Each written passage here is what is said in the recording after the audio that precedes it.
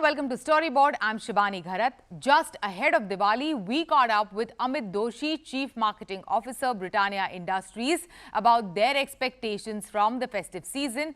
How is decline in the monthly purchase incidence for essential categories in the rural market impacting their business? And Britannia's marketing plans, and what are the key focus areas for the companies in the coming months? Listen in. So, Amit, we are meeting, in the thick of the festive season. What were your expectation or Britannia's expectations from the festive season, and how much have been met so far? We're all keeping fingers crossed that it's going to bounce back after 2 years of subdued consumer sentiment, and we're really looking forward to it. For us, the festive season has many components. One is, of course, as consumers spend a lot more time outside of their homes, it definitely has a positive impact on consumption. Along with that, we also have a gifting business where we have packs of Britannia Shubhkamnaye, which are our assorted packs, which go out into the market. So that's an additional opportunity, consumer opportunity, that we try and service in this period. Many experts have pointed out how during uncertain times, consumers are more drawn towards established brands, and you have several of those, including Good Day, including NutriChoice, including your Marigold. What is the kind of activity do we expect on these brands? I'll just give you a few instances that we managed in the last few months. Now, if you look at Good Day has always stood for optimism, stood for happiness, stood for real everyday joys of life, and we're really doubling down on that at this point in time. So what we've chosen on Good Day to do is to celebrate the small moments of happiness, and the latest campaign of Good Day really doubles down on that and creates these real micro moments and celebrates them. And we've also therefore experimented with the format. We've actually have had a bunch of 15-second ads, much like consumers today consume content, but for mainstream television. So that's been the story on Good Day. On Marigold, I think the story's really been about assuring the consumers that they've always made the right choice. We've stood for getting women to be more and do more across the length and breadth of the country. We've got an extremely successful activation program called a Startup Challenge with Marigold, and we're actually entering the 4th edition of that Startup Challenge. We're very, very excited about what we have planned out for this edition. In addition to that, on a lot of other brands, there has been a lot of excitement on account of innovation. So, for example, we launched Potazos, which is a potato-based cracker. We recently launched Biscafe, which we've propositioned as the perfect accompaniment to coffee. We've launched a few products under the NutriChoice umbrella. NutriChoice seeds and herbs to bring the power of superfoods in snack products, and NutriChoice protein to meet the growing demand of protein nutrition in the country. Any more innovations coming up in the next few months, or entering further new categories, Amit? There's a lot of stuff that's happened, not just for us in the recent past in biscuits, but also in allied food products like croissants, dairy products, the Winking Cow, milkshakes. Some of them have seen good success. So that's one part of the innovation story, Shibani. The other part of the innovation story is really bringing in greater innovation into marketing. And that's where, I would say the Britannia team's done a phenomenal job over the last 6 months to build completely new experiences for consumers. So, for example, we spoke about Biscafe. Now, that's our first digital first brand. And we've been able to do a lot of exciting stuff around its launch, right from tapping into influencers, tapping into new age content, tapping into precision marketing using data and technology. And that's just going to be, I would say, the snippet of more things to come. At Britannia. There has been a decline in the monthly purchase incidence for essential categories in the rural market. Amit, how is it impacting your business and, more importantly, your marketing plans? No, that's a good question. I think as far as the rural markets are concerned, it's still not very clear which way they're going to go. And most marketeers, including us at Britannia, are optimistic and confident that the second half of the financial year will see an uptake in rural. The signs are all right, whether you look at the rains or the improvement in the economy, and it needs to really translate into consumption. As far as our plans go, we're very focused on the things that we want to do. There are a few brands that have a big role to play in rural, and our plans, and we like to keep it very simple. We will continue to build our rural infrastructure, get into more villages as far as pop strata coverage is concerned. We make sure that we have the right marketing mixes and products and SKUs going into these markets. And the whole thing around, if you look at rural marketing as a whole, a lot of it is about micro marketing. There is no one size fits all approach. And at any point in time, we've got several initiatives going on, especially I would say in the Hindi heartland, where we're doing a lot of work on the back of milk bikis and the proposition of Doodh Roti Ki Shakti. All right. Thank you so much. Thanks for joining us today. Thank you, Shivani, and all the best to everyone at your end for the festive season. Welcome back. You're watching Storyboard. Tata Starbucks, which has completed a decade of operations in India, announced its first Reserve store in the country in Mumbai this week. Starbucks Reserve store aims to elevate the coffee experience of the brand by introducing an intimate multi-sensor coffee experience to customers. On the sidelines of this launch, I caught up with Michael Conway, the Group President for International and Channel Development at Seattle-based Starbucks, and spoke to him about Starbucks Reserve, how mature is the Indian coffee market, and how has the 50-50 JV between Starbucks and Tata Consumer Products panned out in India so far, and way forward for the brand. Listen in. Michael, welcome to CNBC-TV18. Great to be here. Michael, 10 years of Starbucks in India, and you're bringing your Reserve to the country. Can you give us more details on what is the kind of experience that we will get out of this Reserve? Well, first of all, again, great to be here with you on such an incredible occasion, 10 years in India. And for Starbucks, it starts with coffee. It's all about coffee. And Reserve is something that we have in all of our regions around the world. And what Reserve does is allows us to take our coffee craft and push it to the limits. So we look for small lot coffees. We use that to begin to experiment around with different roast curves. And then we push even further by trying through different roast methods or brewing methods like you see here. And what it does is it begins to introduce customers to a whole different kind of coffee experience. And for a market like India, where we've been for 10 years with our core stores, we've been introducing people to Starbucks, introducing people to coffee, introducing people to the experience of connecting over coffee. And now, 10 years later, I couldn't think of a better way to start to elevate the conversation around coffee than to introduce Reserve. How mature is the India market to get this Reserve experience? So India, from a coffee perspective, is still, I would say, relatively low consumption when you compare it to some of the Western markets like the US, like in Europe. And it is more of a tea market than it is a coffee market. With that said, what we've seen is that over the last 10 years, coffee consumption here has grown almost nearly double. Now, it's still, relative to the other markets, not as large, but that growth suggests that more and more customers are coming. And as we think then towards the future, something like Reserve starts to begin to elevate the conversation. And then as we start to accelerate, so we have 300 stores now, we're in 34 cities. Actually 36 cities. And what that allows us to do is to, again, introduce Starbucks to even more customers and start to introduce coffee to more customers. So still small market from a coffee consumption per capita, but the growth and the acceleration and what we're seeing would suggest that there is so much more potential here as more and more customers experience. This is also 10 years of JV between the Tata Group and the Starbucks Corporation. If you can share with us, how has that panned out, and how and what did it help Starbucks Corporation achieve? Yes, that's actually a great question, because for us, as we grow internationally, and we're now in over 84 markets around the world, many of them are in partnership.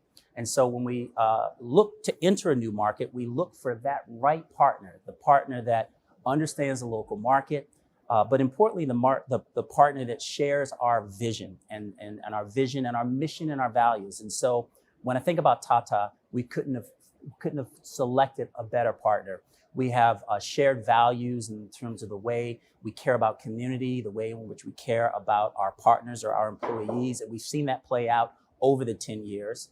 Also, if I think about the shared commitment and investment to bring in more people to coffee and experiencing coffee, we have a shared value there. And so that partnership has been very important for us. So it is a 50-50 joint venture. We don't have many of those around the world. And so that again speaks to the shared commitment and investment and potential that we see here.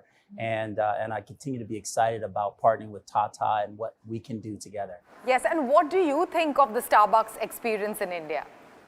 Well, I've had the chance to be here for almost a week now. And what I see is first and foremost, coffee passion. That's important. I said earlier, it starts with coffee, and our baristas are learning and excited about coffee. We have something called a coffee master where it's almost like a coffee university, and you get a black apron. And what that does is it gets you closer to coffee, and it also helps you explain coffee to customers even more. So we have over 800 coffee masters here across the country out of our almost 3,500 partners. And so that's a large percentage of baristas and partners who know and love coffee. So I see coffee and coffee passion. I also see ultimately the Starbucks experience.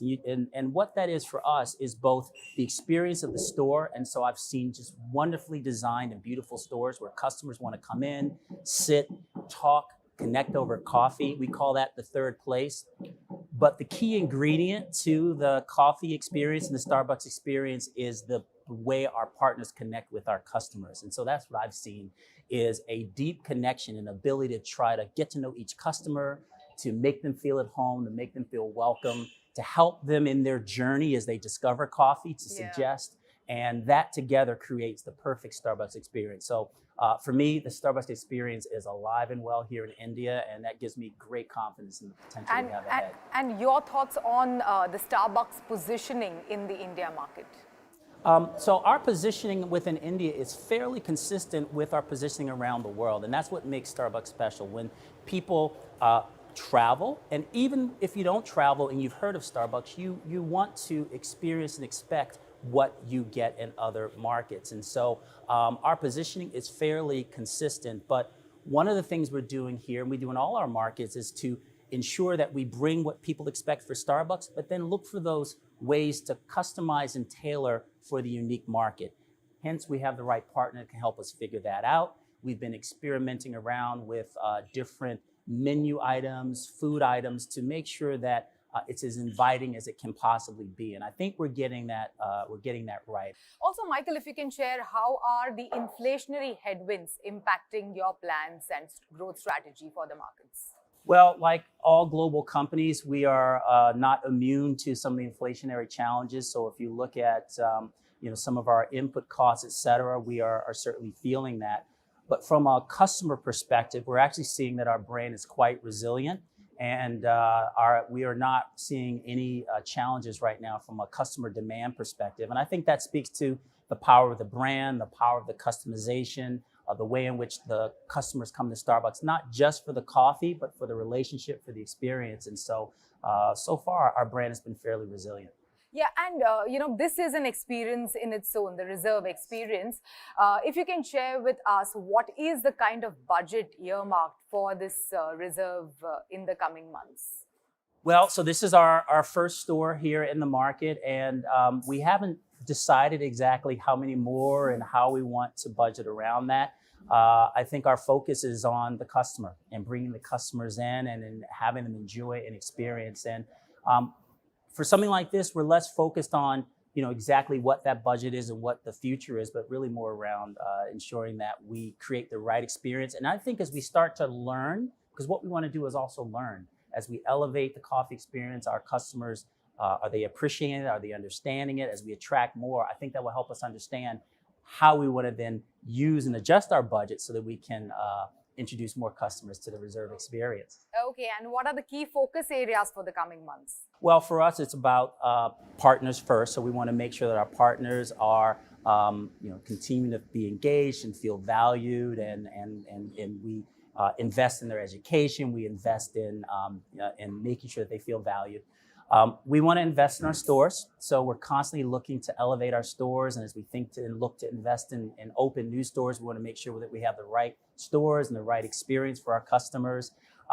And then the final area is actually around convenience. We're finding that customers want many more convenient experiences. And convenient comes in a lot of different ways. It comes in the ability to order ahead. It comes in the ability to get delivery. It comes even in maybe drive-through. We don't have many drive-throughs, but we're experimenting around with that. And it comes in exactly the phones. Everyone has phones in the digital experience, and we're trying to create a more customized and personalized experience with our customers. And so through digital, through loyalty, and introducing more people to Starbucks in that way. So we want to make it more convenient. So those are a few of the areas that we're investing in. All right. Thank you so much. Thanks for joining us for this discussion. Thank you so much. It is time for a short break. On the other side, we are in a special discussion on the upcoming FIFA World Cup 2022, Forbes India and Sports. Welcome back. The FIFA World Cup is approaching fast, and while the action on the pitch is always unpredictable, one thing is certain: it will be an event like no other. We have also seen the game of football gain a lot of traction and audience interest in India, and many brands also want to be a part of this play field. So what is the kind of brand action that we expect around this event? What works around major events like the World Cup, and what is the outlook for the sport in the country? We are discussing all of this in a special discussion. Forbes India and Sports18 present Marketing Playfield, and to discuss this, we have Deepika Warrier, Chief Marketing Officer, Diageo; Sujatha Kumar, Head of Marketing India and South Asia for Visa; Dilen Gandhi, Regional Marketing Director, Health, Reckitt South Asia; Ajay, Kakar, Chief Marketing Officer, Aditya Birla Capital; Shashi Sinha, CEO, IPG Media Brands; and Anil Jayaraj, CEO, Viacom18 Sports. Listen in.